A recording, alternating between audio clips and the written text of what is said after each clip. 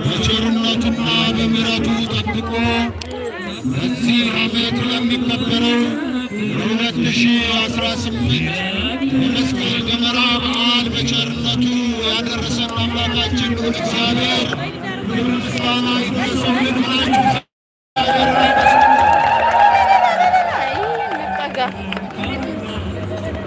የዝማሬ ባለቤት ሆነ አምላካችን እግዚአብሔር ክብር ምስጋና ለእርሱ ይድረሰው።